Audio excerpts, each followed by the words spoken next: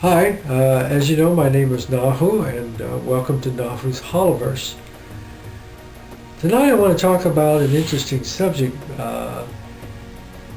which involves an incredibly powerful experience I had following a lucid dream that taught me a lot about my inner self and its relationship to my ego and my individual I, and to some other transformations which took place in my life following that. But before I do, I want to set the stage by introducing you to very vital subject matter which will help form a foundation for this following dream that I'll analyze for you and explain. That has to do with the relationship between the ego, or the conscious mind, and the subconscious. There's a lot more to this process, but I won't go into all the other aspects of this gestalt which makes up this huge mixing bowl of information that comes from our multidimensional selves. But I'll just try to focus on two aspects which are very essential. Namely, because there's a constant struggle between these two forces.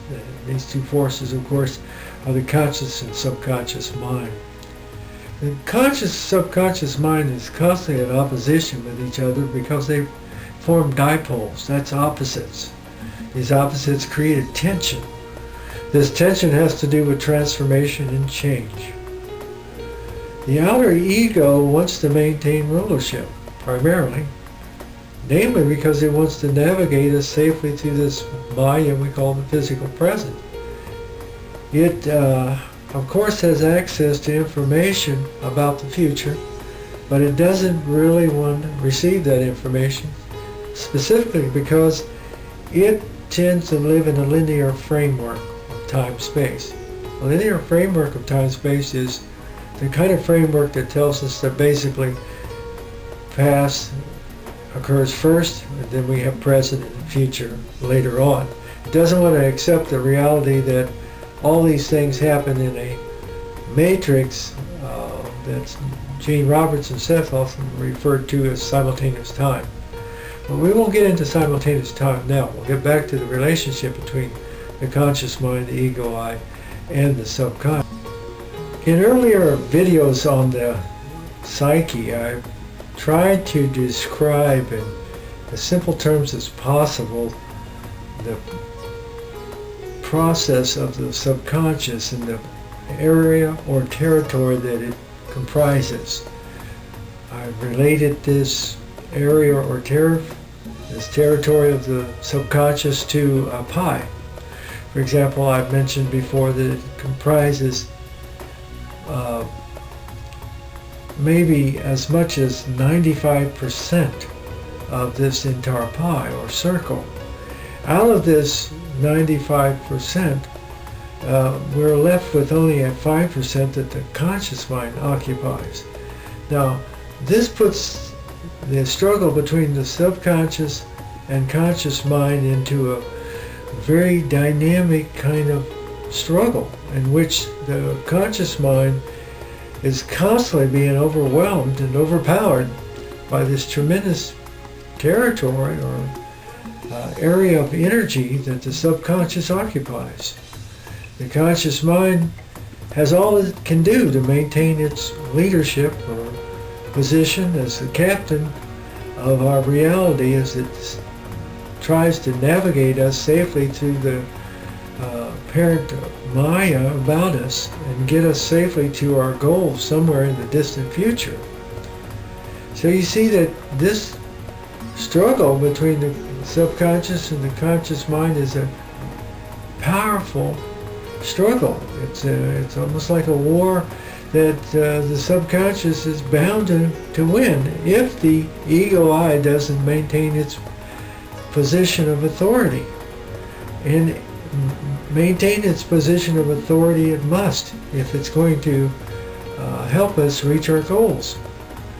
So this creates a powerful strain on the ego I and forces it to resist at all costs this information coming from the subconscious. Now, not all of this information coming from the subconscious is negative or bad. As a matter of fact, it's divided between two forces. Some people call this negative and positive. Other people might refer to it as the forces of light and darkness, the dark angels and the angels of light in religious terminology, or between the ego and the spiritual self as it evolves and changes and adapts and becomes a new person. Now, this new person is always becoming a part of a greater self. Now, as I told you in the beginning of this particular take we're doing for this video on the nature of the struggle between the conscious and subconscious mind, that I would tell you about a dream that I had and show you exactly how the psyche works in this process symbolically. This is a very powerful dream-like event that took place that, as a matter of fact, broke out into the physical world. One night I was having a lucid or unusual dream in which I felt some unusual forces or energies around me that, you know, make you wake up. You get that horrible feeling that something is taking place around you. You feel almost like you're in the middle of some kind of strange horror movie, that something's going to spring out of the darkness at any moment. Well, I woke with that kind of fearful feeling inside me, and I felt that something was definitely taking place. Some psychologists call this a numinous experience. Nonetheless, I woke up to the feeling of a presence in the room, and in the light and darkness about me, the shadows that they played on the wall, I could actually see wings. Not only could I see the wings, but the wings were moving.